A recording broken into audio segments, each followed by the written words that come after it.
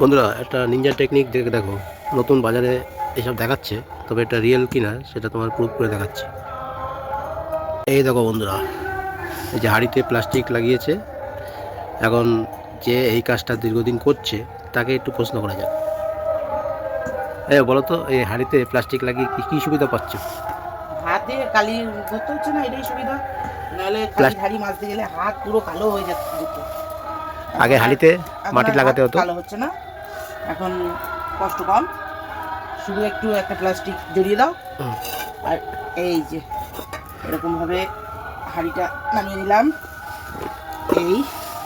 এইভাবে ধরতে হবে, এইভাবে ধরলাম। দেখতে থাকো বন্ধুরা, কি সুন্দর দেখেছো। একদম সবাই এটা করছে।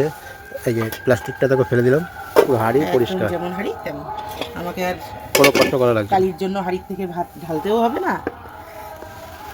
দেখতে পাচ্ছ, এই যে ভাত রান্না হয়ে গেল। সামান্য একটু কালি লেগেছে, তবে এগুলো হচ্ছে উঠে ওটা আলগা কালি, ওটা কিছু হবে না। এইভাবে তোমরাও করে দেখো, দেখবা হাঁড়িতে আর হচ্ছে মাটি লাগানো লাগবে না, শুকানো লাগবে না, প্লাস্টিক জড়িয়ে নিলেই এটা সুন্দর কালি লাগবে না, হাঁড়ি মাজার ঝামেলাও কম থাকবে। খুব ভালো একটা পদ্ধতি, খুব সুন্দর।